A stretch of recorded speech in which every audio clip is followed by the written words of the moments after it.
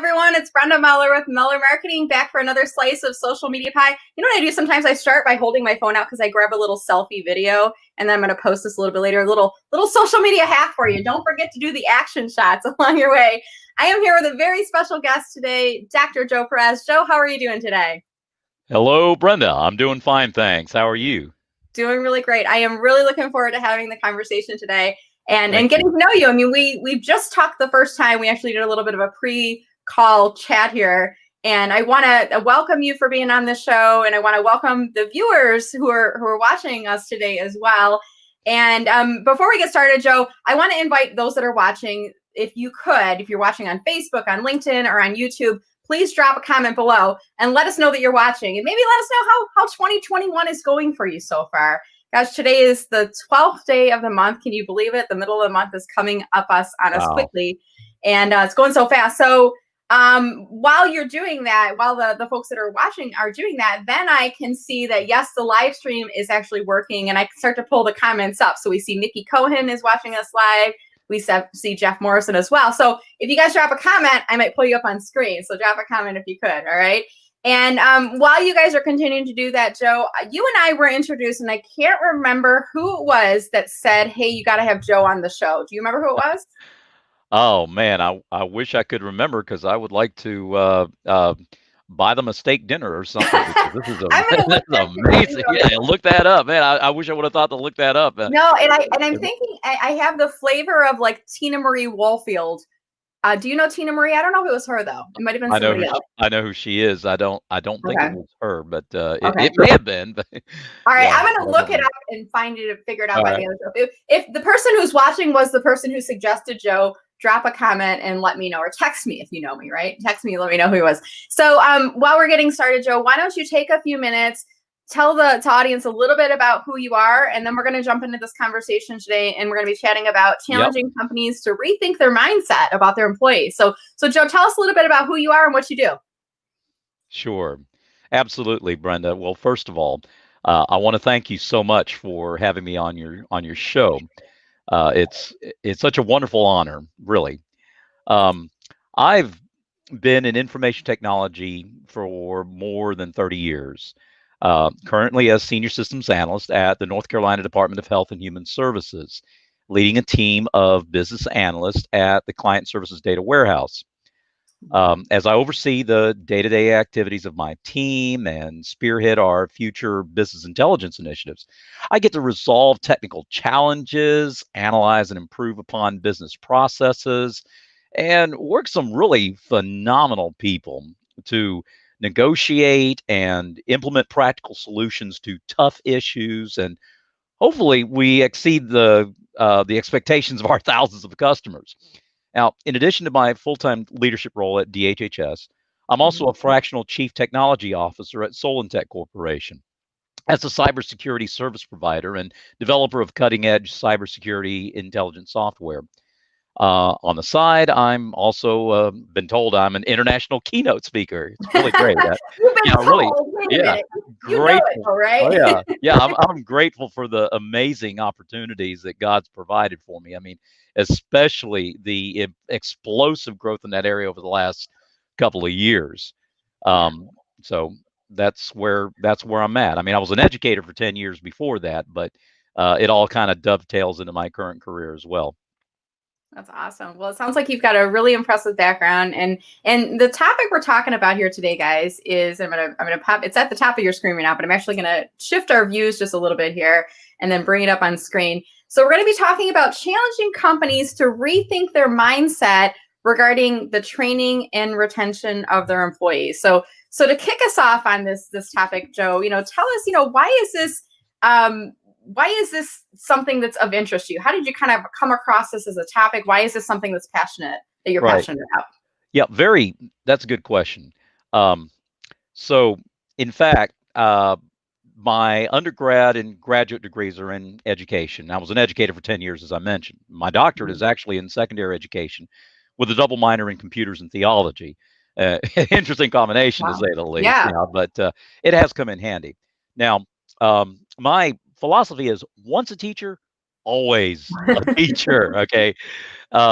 My joy and my passion have always been to see the lights come on in the eyes of the people to whom I'm Yeah. speaking, whether it's in a classroom, behind a pulpit in a church, on the stage in a conference, in a room full of other IT professionals at work, or even behind a computer screen in a Zoom session in a virtual conference, right? As has been the case most often in the latter part of 2020. Since Right. this global pandemic has kind of made everybody rethink how they do in-person gatherings, right? So, Mhm. whatever the case, more than anything, um, I I want to ignite the same passion that I have in the minds and Mhm. hearts of my listeners, whether in person or virtual, to stir up their God-given talents, to use them to the best of their ability. Now, that being said, to your point about today's topic, as an educator who happens to be working in IT right now, and whose wife, amazing wife, has been in HR for decades. Both communication and education play a huge part in pretty much everything I do. See, Brenda, communication leads to education, and education leads to growth. Now, employees who are motivated to excel are ones that are going to be motivated for professional development. Mhm. And that Mhm. also leads to growth, both personally and professionally, for their organization. For Now, the I'm company, right? The company can be exactly most successful if right. they're successful, right? Exactly. Mhm. Yeah, and I've been at this for 30 years, so I know what I'm talking about. I don't not necessarily consider myself an authority on the subject, but here's the point. I was asked to speak about this very topic at a SHRM conference a few months ago. Now, Oh, for those great. who don't know, yeah, SHRM is the acronym SHRM. It It's not stands for the mushroom, right? Society It's HR of, group. yeah, that's right. It's Society of Human Resource Management is what that means. Now, some of Mhm. the ideas that I've developed over the years in this whole methodology are a part of what I shared with them, and it's much of what I'd like to share with your viewers today. Great. Well, it sounds like this is a topic that you're not just knowledgeable about, but you're passionate about as well. Yes, So ma'am. we're talking about really challenging employees to change their mindset. What do you think has to be the driver behind that? Tell us a little bit more about that. Okay. Um, so the driver, the thing that is the impetus. Okay, I'm glad you asked me that. Yeah, according to a recent Harvard Business Review report, U.S. companies spent more than $90 billion. That's billion Wow. with a B. Okay, on training and development of their employees in 2018, and that's nearly a third more than they did during the previous year. It sounds great, on the Mhm. surface, but here's the kicker, though. In that same period of time, a massive survey of more than 22,000 employees by the Global Talent Monitor showed 27% of those employees were actively looking for a job, while only 1 in 3 said they intended to stay with their current employer. In Yeah. spite of everything that's being spent, it sounds like a disconnect, if you ask me. So, why the disconnect? Well, could it be because companies view their employees as being a cost to be justified rather than an asset to be invested in? That's what I think.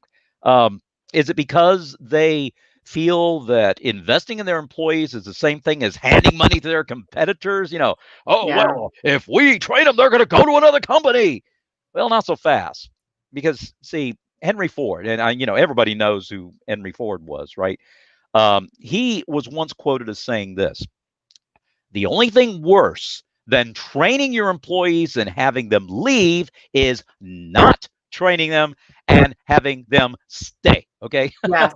Right. What I said earlier about an employee who's motivated to learn is one who wants to grow. Right. Okay. Well, whatever we can do as employers to help facilitate that growth, invest in that learning, nurture that mindset, Yeah. and fuel that desire, I believe will pay off bigger dividends in the long run with people who are more efficient, productive, and engaged in the company. I mean, who knows? Maybe there will be less of that disconnect that I talked about. You see, Right. HR is typically tasked with really, I don't know, a myriad of responsibilities. Okay, the most significant of which, in my opinion anyway, is setting the tone for the training and retention of their staff. Now, to that end, to help to ensure transparency so that both the person who's a prospective employee and the one who already is an employee are treated the same way, to foster a high level of trust, to increase morale, and to reduce this disconnect I talked about. I Yeah. believe that organizations need to adopt a strategy that capitalizes on the strengths of the best possible methodologies for staff development. And maybe it should be some combination of teaching, coaching, and mentoring. Ah, teaching, coaching, and mentoring. Yes, ma'am. Some themes that are coming up there. So one thing Yes. I was thinking as you were talking, Joe, is I kind of feel like this management philosophy, it's very forward thinking, and it's kind of leading by empowering people and leading by training, versus the management by fear and intimidation, which may get you results in the short term, but really is going to limit your ability to be productive and profitable Absolutely. for your organization. So That's when you right, because they have a short-term view instead of a long-term view. right, and you want to get there, they're kind of looking for, if I beat them harder, they'll get more done. And, if I push them. And I remember working a job in college, and it was a waitressing job in a college town. And I remember we had a staff meeting, and our manager came out in the beginning of the staff meeting. This was their motivational talk, right? They brought a stack of applications, yay thick, and they threw it on one of the tables in front of all of us, and they said, "These are the people that are applying for your jobs. If you guys can't work harder, faster, do this, do that, we have 10 people behind you." I mean, that was like, that's a lot. Man. Yeah. But it's different philosophies and different approaches. So let's talk about, we're introducing those three themes. So are there those three methodologies, and you talk about teaching, coaching, and mentoring. Right.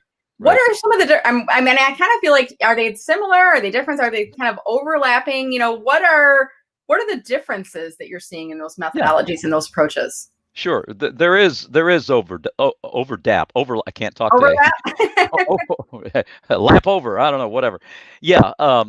Brenda, and that's just it. Before getting into the actual differences, I want to be quick to add that there is no, how am I going to say this? There's no cookie cutter. There's no one size fits all approach, right? Right. See, Yeah. certain aspects for each of these three methodologies, teaching, coaching, mentoring, might be more appropriate depending upon the situation, the personality of the employee, the relational dynamics among their peers, and or those in different levels of the organizational hierarchy and other factors. And I believe it's best to try to achieve some sort of balance in the approach. All right. Now, that being said, each of these methodologies, yes, there are differences in both their emphasis as well as their approach. Now, as far as the emphasis is concerned with each one of the three, all right, with teaching, you can probably guess, the emphasis here is on education, right? Yeah. I mean, that much is obvious. Okay, teachers who teach, that's what they do. That's why they're called teachers. They're referred to as educators because they educate, right? So imparting us with new knowledge that we don't have, right? And helping us to broaden our perspectives. Absolutely. That's the whole point. That's the strength of this approach. Best suited for situations in which assimilating facts, figures, and following specific procedures that are typically mandated. And if you're talking about an HR organization, the HR is all about procedures, isn't it? Right. Same way in the tech world, procedures. All right. That's teaching. On the other hand, with coaching, the emphasis seems to be more on experience. Through practice and drills, the coaches are going to guide their players in the execution of techniques and or certain moves or whatever to build muscle memory and hone their skills, gaining the experience that they need to execute on the court, on the diamond, or on whatever playing field where they meet the opposing team, where it really counts. Okay. It's all about practice. Coaches are always telling us, right? Practice, right? Okay, Mhm. so you have certain tasks that require detail-oriented thinking, or that might be repetitive in nature. And in this case, the coaching approach can end up yielding better results. Okay, Okay. when with mentoring, all right, the emphasis there, I believe, is on evolution through through example and guidance. The mentor is going to draw upon his or her own experience to guide the protege or the mentee. That's a funny word, mentee. What a Mentee. Yeah, it's always yeah, like it's like a men tea, like male tea versus women tea. I don't know. right. I don't know. Mentee, woman tea. Yeah, tea Women off tea, on the sport. human tea? I don't Yeah, know. really. Right, right. So protege. Maybe we can say protege. Protege. Right. Yeah, we'll take Yeah, it. that's a Yeah. good one. Right. So it is to mold them. I don't know, let them see it better. Administrative assistants, compliance analysts, health and welfare specialists, employee relations coordinator, Mhm. business analyst, developer, DBA, project manager, estimator, paralegal, whatever the functional area in which they're seeking to excel. Okay. And it's typically understood that this won't happen overnight. It's all about the process. Okay. Yeah. You see, there's no such thing as instant gratification here. All right, that's the emphasis: education, experience, and evolution. All right, now Mhm. the approach is going to be a little different. Now, Okay. I've got a little rhyming thing here that I use that I Okay. think will help everybody remember this better. And I'll tell you, this one went over really well at SHRM when I spoke there. It's shaking, waking, and making. How's that? Right? Oh, I Uh, like that. I'm gonna put that in the chat here. yeah, Shaking, waking, and making. that's right. Shaking, waking, and making. All Okay, right. did I get that So, right? Look at the screen. Did I get that right? I think I did. yep, All right, yep. good. All right. Shaking, waking, and making. There you go. That's All right. right. That's right. Okay. So I'm always thinking of ways as an educator, make the things that I say that easier for people to Well, I remember. think So it's memorable, when you can get things that are kind of like, and I don't know what it is, the three words too, like we as human beings, we can retain knowledge, but only so much knowledge. And right. when you chunk things apart, or when you make alliterations or short and sweet, and here's rhyming words, shaking, waking, and making, you may be more apt to remember that as an adult learner, maybe even as a non-adult learner too, right? That's right. That's right. Mhm. That's the whole point. I like doing things, and that's where, the educator in me comes out, the school teacher in me comes out and says, "Hey, I got to do something that makes it easier." When I relate, I've got to relate to my audience. I've got to engage them. I've got Right, to involve them. And the best way to do it is, excuse me, where I can, not maybe force the issue and make it too cheesy, right. wheezy, and sneezy. I mean, I'm not going to do that. Then we got You into know, seven that's dwarfs taking now, it a right? little, yeah, that's taking it a little bit too far. You know what I mean? Yeah, yeah. So, all right. So, first of all, with the teacher, all right, it's shaking, right? Um, okay, people and organizations often tend to be satisfied with the status quo. All right. Mhm. And if that's the case, well, sometimes things just need to get shaken up to Right. facilitate learning. Okay.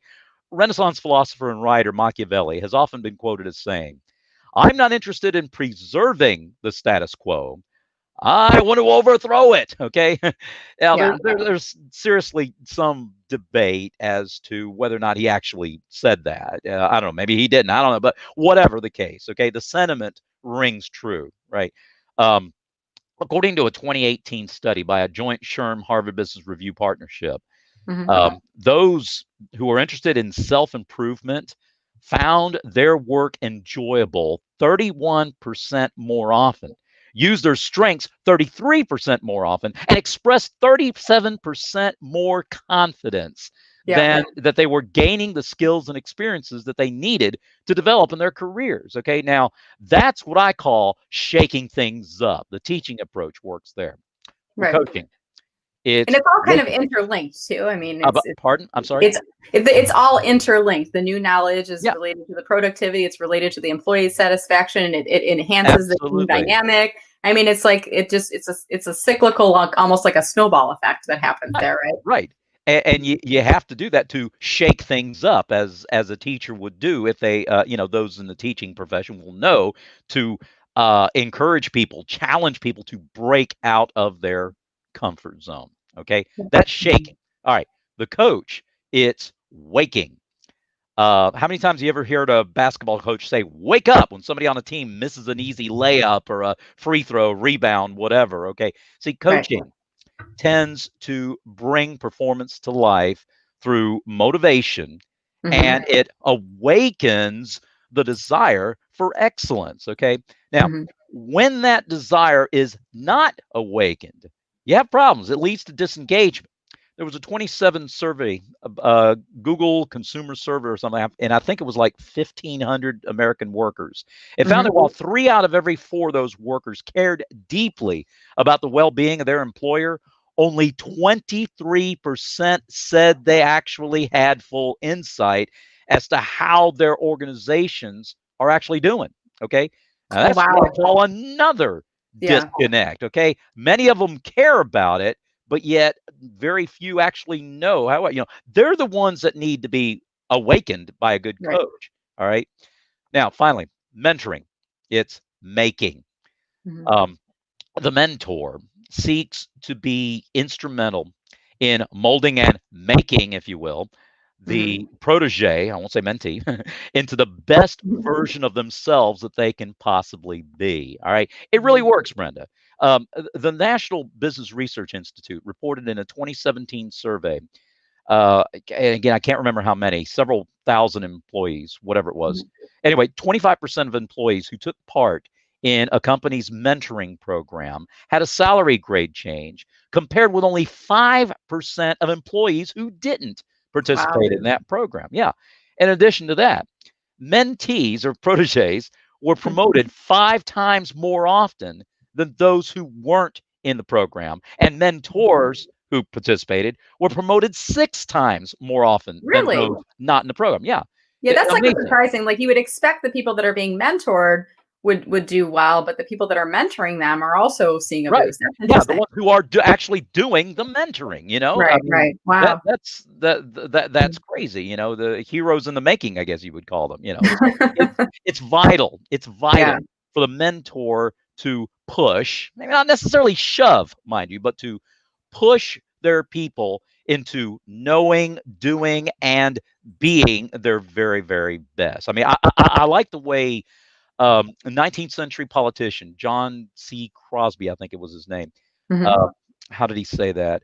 Mentoring is a brain to pick, an ear to listen, and a push in the right direction, right? Yeah. Pretty good. You got to love it. I mean, my take on that. Um, let me put it this way: the mentor will be all at the same time now Yeah. your biggest cheerleader, your Right. strongest advocate, and your harshest critic, Right. all at the same time. They're the ones who are going to tell you, do or do not. There is no try. Right? They're the ones who can do that. Yeah. Little Yoda there. And I think the interesting part about I just to touch on that point, the harshest critic, because they're not just a cheerleader who's like trying to build you up, rah, rah, you did a good job, keep doing more of Right. it. They also should be the kind of person that says, hey, Brenda, you did a great job in the presentation, but you say a lot, and you really need to be focusing on taking out Right. those filler words or whatever it is. You need to get that that feedback. And I remember there was somebody in my career who was, she kind of became a mentor. Judy Eckert, I'll tag her in the video later. And I was doing some presentations in front of the employee group at my work, and she says, when you speak, you say, I'm just going to do this and I'm just going to do that. And she's like, you're discounting and you're crediting yourself. You need to stop doing that. I'm going to announce this. This is the next thing I'm going to, be more firm and There you go. definitive. And Yeah. it was like There you hearing go. that back. I mean, it's to that point. What was it? The 3 things you said? It was the harshest critic, and what were the first 2? Your biggest. Yeah.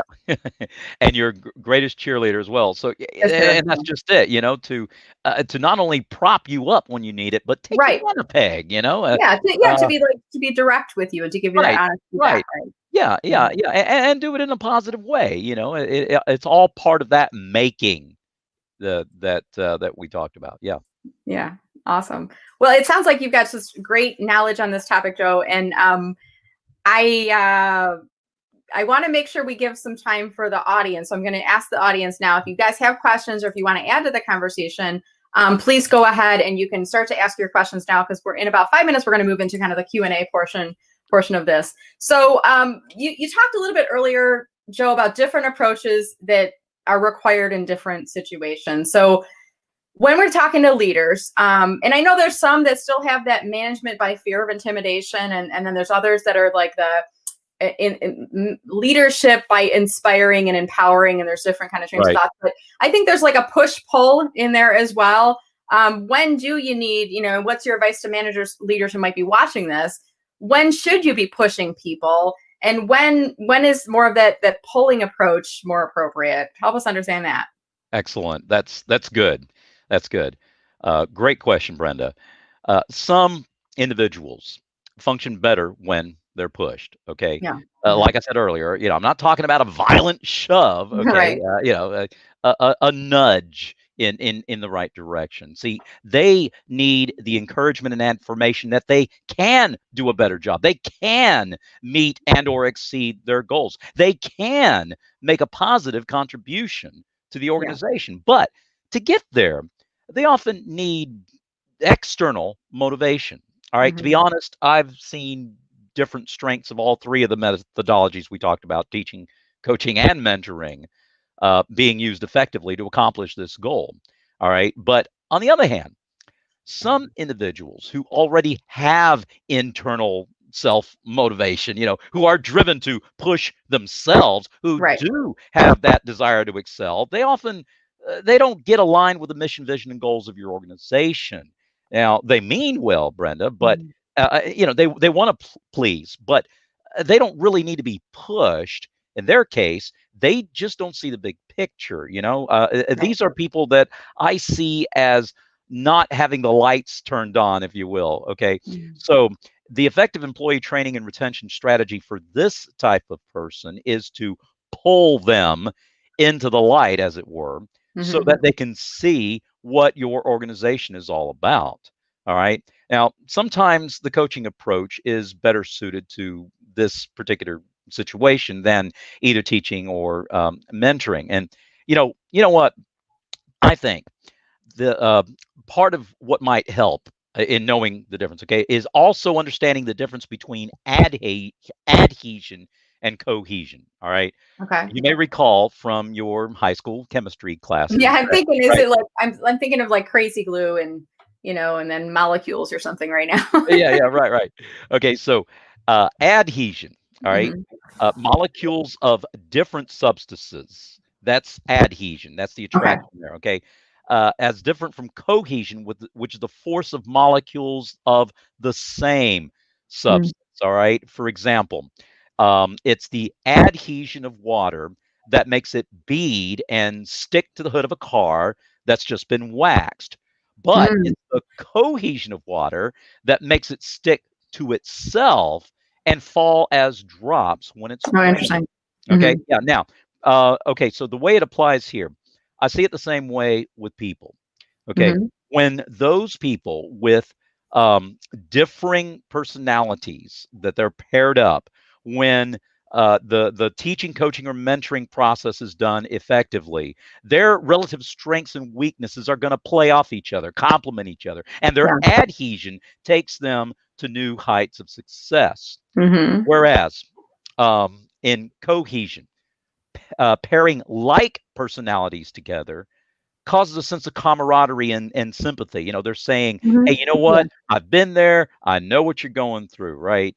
And in those cases, their cohesion helps them to tackle difficulties together and break through barriers together. So with all this in mind, I think it's really just a matter of companies knowing the people that work for them, right? Being attuned to their needs, having the needs to capitalize on their strengths, knowing how they can work best together. You see, people who feel that they are a valued part of the team, okay, they're going to tend to perform better, be more satisfied with their job, and stay around longer. maybe even bucking some of those statistics that I quoted earlier in our conversation. Yeah. I'm not talking about making excuses for poor performance, of course. Right. Okay, that's a different story, a different conversation altogether. Yeah, I But mean, I'm there's some talking people that about, are, to go back to the Stephen Covey, not in the right seat, in the right seat on the bus, or shouldn't be on that yeah, bus, be on a different right, bus altogether.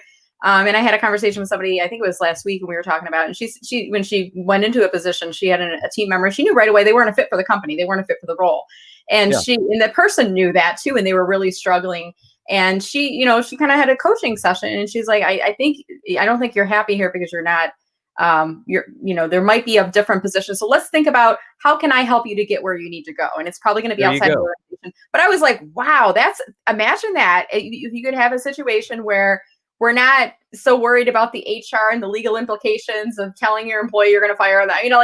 But you have a candid conversation with another human being where you Yes, say, hey, you're a good person, I'm a good person. I don't, maybe the fit isn't right for you here, but how can I help you to get to where you'd like to go? And think about right, the positive impact on the organization, on the team, on the productivity, but then on the relationship, and the continued relationship that may exist, and the perception that person has with that company. And an ongoing basis would help exactly. with reputation management too, right? When people leave a Yeah. company, what do they say about you? Right, a bad Yelp review can ruin everything. Yeah. You Or can't do that. You can't yeah, do that if you don't know your people. And right, just to right. your point, that's exactly what happens. You get to that level of understanding by, understanding people they're individuals, they're real people. They have Yeah, issues or whatever. Speak decently and yeah. treat each other the way the way you'd want to be treated. Yeah, and there's underlying drivers, and all of us are unique Right. as people. We have different backgrounds, and I think especially one thing we've all probably learned over the past year is we're all fighting different battles. And Yep. it might be dealing with isolation, being at home by yourself. It might be struggling with the homeschooling aspect, and having both parents in the house, and just trying to function and not drive each other crazy. And other people got dogs barking in the background, and parents Exactly. that are ill and they're taking it. We have so many things that could be contributing to our productivity or lack thereof, or Right. happiness at work or lack thereof, and the team dynamics that are happening. So what I'd like to do, Joe, is let's shift this conversation, bring the audience in. So if you guys have any questions for Absolutely. Joe, or anything you'd like to add to the conversation, drop your comment in on the chat, whether you're watching this live or in playback. If you're watching in playback, still leave a comment later, because I'll make sure to tag Joe in your comments, and we can make sure we're continuing to have conversations on an ongoing basis long after this is done. So Jeff Morrison was just commenting. I'm not sure if you know Jeff, but he's saying he's thriving under mentors that are very different from me. Helps me to understand perspectives and pushes to grow. Any thoughts on that? I mean, sometimes we think about a mentor being very similar to us and working in a similar role in a similar industry, but maybe having mentors from different perspectives. What are your thoughts there, Joe? Sure. There's something to be said about the commonality. Again, getting Mhm. back to the adhesion and cohesion we were talking about a minute ago, right?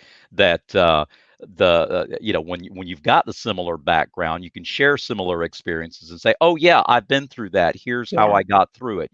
Here's how I would tackle that situation." But oftentimes, as approaching it from a totally different perspective can open your eyes to new possibilities, right? Somebody looks at something in a different way. It opens you, and you look at it and say, you know what? I didn't think of it that way before. Yeah. And it helps you to recognize that folks do have different ideas, and there's more than one way to skin a cat, just like there's Right. more than one way to factor a trinomial, just like there's more than one way to double click on an icon and get whatever it is that you're going to get. Yeah. Approaching a multifaceted issue, Hmm. um, from multiple perspectives helps you to attack it from different angles. And Hmm. getting a new perspective on something will let you gain some sort of insight that you could not possibly have gotten before when you got the blinders on and you're just Yeah. so focused on thinking there's only one way I'm going to get this done. And, Right. and looking at it from a fresh perspective can help you to break out of that. Absolutely. Different perspectives, different backgrounds. And I always think about too, if look around you at work, and does everybody look like you? Does everybody have similar backgrounds as you? And I think that's why it's so important. We're really increasing the focus as a nation right now on diversity and inclusion and equity. And, it's good to see that positive focus moving forward. Yes, ma'am. Jack was alluding to, and I was kind of thinking as you were giving us statistics earlier, Joe, about the Gallup poll. Were those, I'm not sure, were those some of the numbers that you were referencing in your data in terms of, I remember the Gallup poll saying like, it was something similar, like 20 to 30% of people are actively engaged with an organization. And then there's probably like 40 to 50% in the middle that are kind of like neutral, which means like 20 to 30% of people are actively disengaged, I think is the stat. I'm not sure if those were the numbers you were referencing, Joe, or was that different data? No, that's different data. That was Okay. what, who's it? Jack Jampel. Jampel. Forgive me, Jack. Yeah, let's say the name the right way, right? Indeed. Yeah. So no, it didn't come from Gallup. It sounds like there's some similarities. Which I mean, there's a lot of similarities, of course. Yeah. One was a Harvard Business Harvard Business Review report. Try to say that 3 times real fast. The Global Talent Monitor, Google survey. So there, various different. A lot of times, they'll survey the similar populations and so forth. But yeah, it didn't come from Gallup. No. Yeah, it's good to see some themes coming out. So there's a question from Tisha Hammond. Hey, Tisha, how are you today? How about too much training? I would love to see that this is a problem, but maybe employees have set requirements. You have to get so many hours of professional development in per year. But she's saying, like, what about if employees are checking out or not able to set aside the time for training? And I could see this, Tisha, too, in, you're so overworked already. You're pressed thin. Right. You're not getting everything done. And then your boss says you need to do 10 hours of training by the end of the quarter before we do your annual performance review. And you're like, how am I going to fit this in? Thoughts there. What can the trainer do to help increase self-motivation? Sure. Oh man, engage the audience. You have to both resonate and be relevant. Okay. Mm-hmm. A couple of R's to remember, right? Relevance and resonance. Okay. Yeah. The relevance is, what does it have to do with the job that I'm doing? Resonance is, how is it presented? Is it presented with passion, or is it just read out of a book, right? Both of those elements are necessary, because if a person can't see the need themselves, then they're not going to get engaged. They're going to zone out. And I know I've been to training sessions where it's like death by PowerPoint. Okay. Right. But relevance without resonance will bore you. Resonance without relevance will scare you. Okay? So no matter what, you can't win for losing unless you have both of those elements. Right. Engaging the audience in a way that they can see that it will benefit them. Change it up. Insert some kind of game, an object lesson. Make it into a game. I've done that with some of my presentations, where at the end I'll put up. I use an online quiz maker, myquiz.org. It's not supposed to be a plug or a sales pitch or anything, because that's okay. We share free resources all the time on this show. So, that's right. Yeah, it is. It's a free. They have a paid system that you pay for and you get more features. But try maybe an online quiz provider that will allow you to plug in questions that have time limits, and as they're taking the quiz, the time is going to run out. They got to hurry up and answer.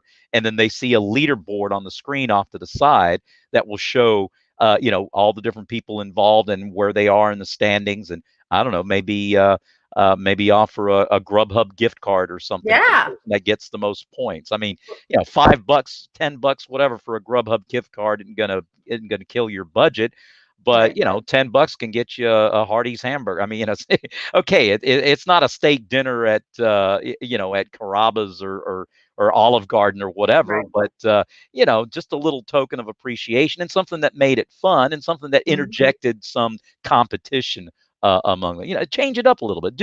Try something like that. That'll keep people engaged. But at the same time, you got to have both things: resonance and relevance. Yeah. What about, have you heard of Kahoot? Have you used that? Megan was just mentioning for games. Thank you, Megan. Yes, ma'am. Sarah Spencer showed me that. She's the CEO of Solentech, where I'm the chief technology officer. She showed me some really neat features that Kahoot has.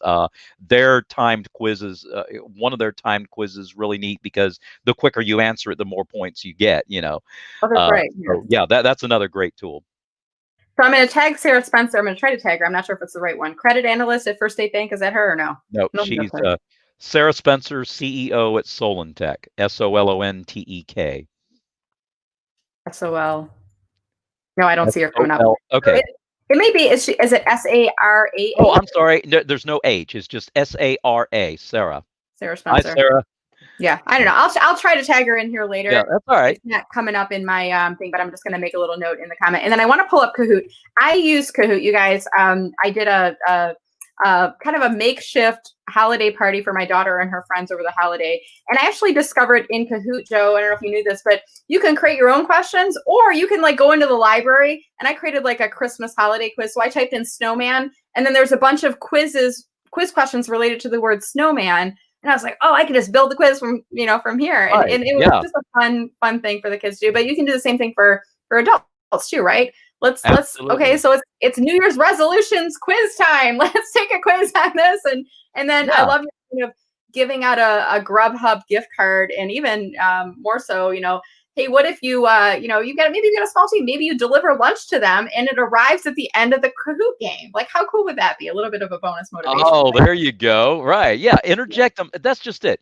Change it up, change the routine. I mean, especially on all this time that we've been working from home, a lot of us over the last 10, 11 months of this crazy pandemic, however long it's been, something that changes the pattern. Okay. We love patterns, but the problem is you get lulled into a pattern. What if you're driving and it's 3 a.m. and you haven't slept in 12 hours? The pattern is all this stuff going by. You fall asleep, you run off the road, you smash your car, you're dead. Right?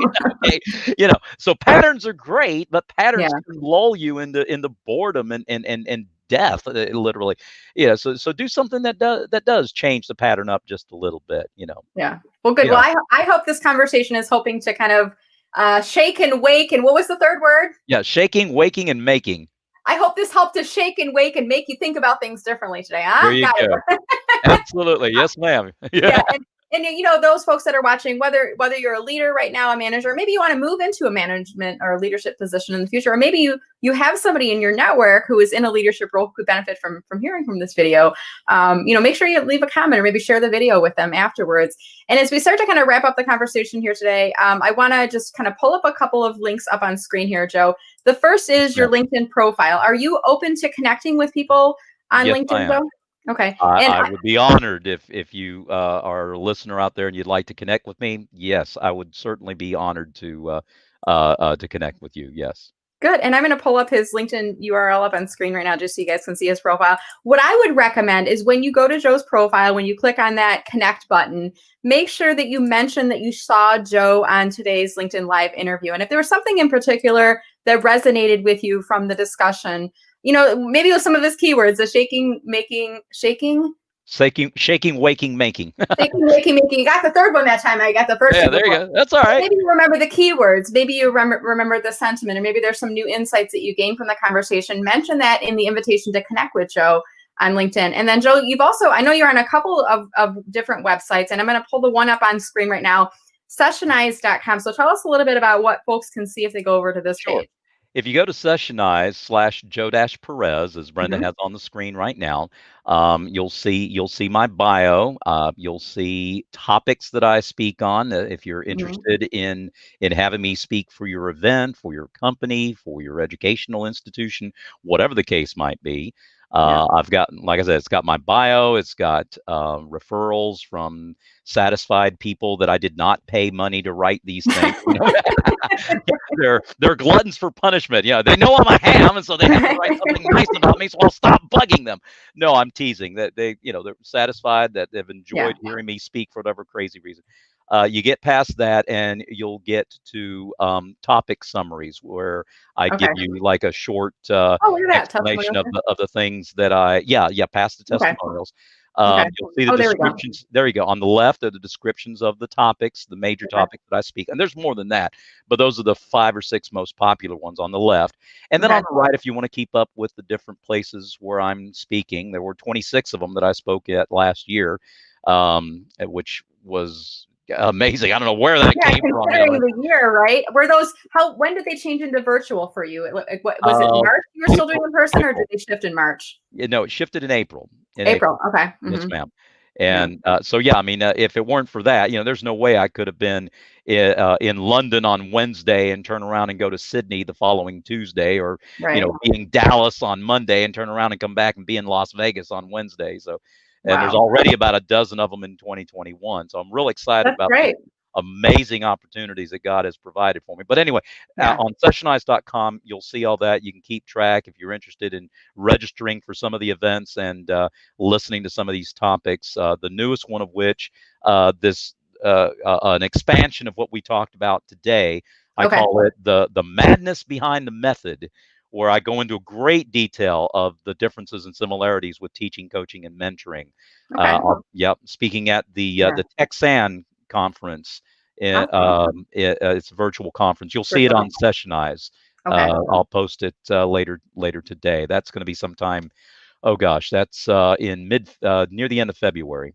Okay. So coming up not too long. Thank you for sharing. And I went back through I was doing a little multitasking in the background. Could you guys tell? I don't know if you can tell or not. So I was like looking through my emails. I was pulling up my phone. I'm like, where do I know Joe from? So here's like the beauty of LinkedIn, you guys. And I don't know if you knew this, like your messaging history, if you ever message people back and forth in LinkedIn, it stays there forever. Yes, so it does. I went back to, and let me just show you guys. And this is part of the reason it's so important when you send out an invitation on LinkedIn, you personalize it and you tell the person where you first met them, because it's not just helping them, it's also helping you. So Joe, you and I first connected in June of 2019. You reached out to me, and you kind of referenced a couple people, Robert Sandelia, Steve Armstrong, William Aruda, so people that I kind of respect and know in my network.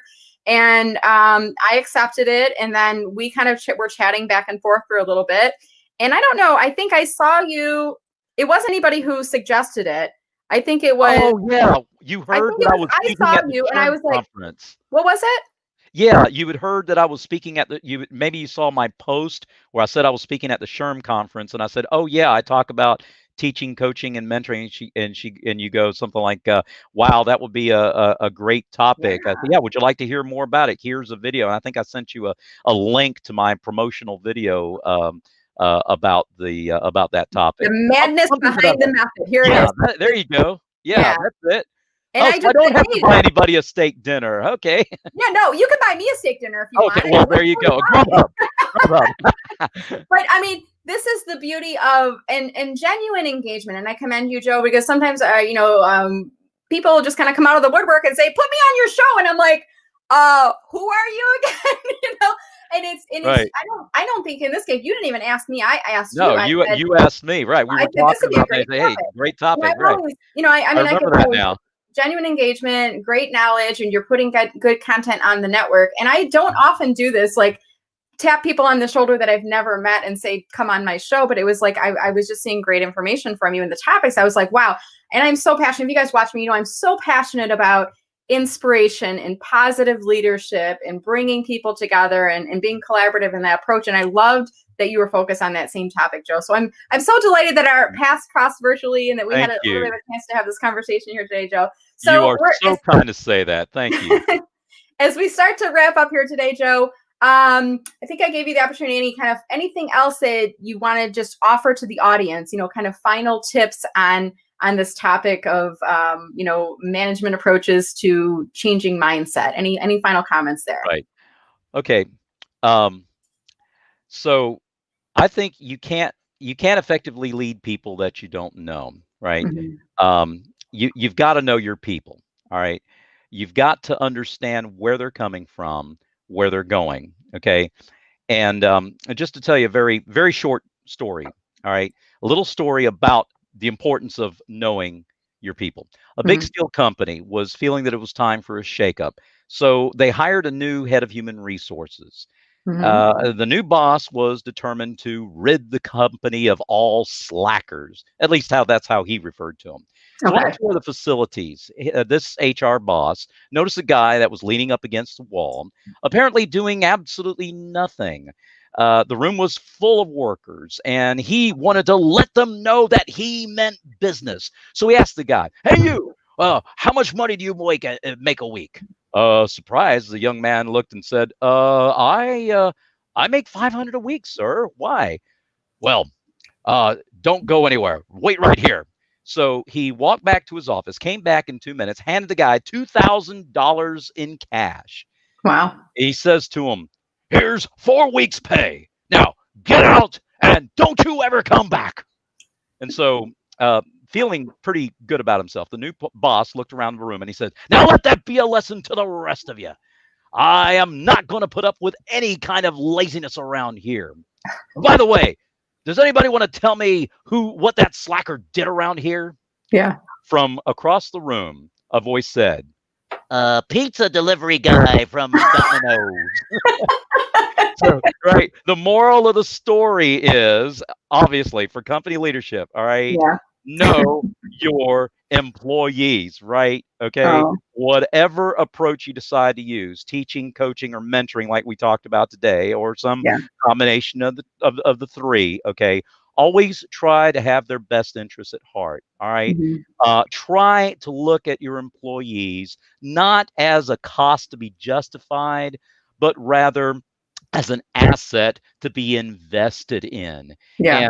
And in the words of Sir Richard Branson, billionaire chairman of Virgin Galactic, all right, he says, "Train your people well enough so they can leave, treat them well enough so they don't want to." Great Know your sentiment. people. Yep. Yeah, I love it. Thank you so much. That was a great, great ending. And I love the story. The pizza guy, he got home at night and he's like, "You guys Hey, won't look at what this. happened to me today." That's right. A funny thing happened to me on the way to the office today. Right? Awesome. Indeed.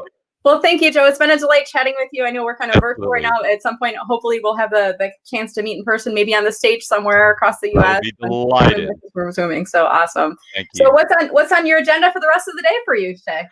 I got to get back to work and then get ready to teach mentor at teaching, coaching. Right.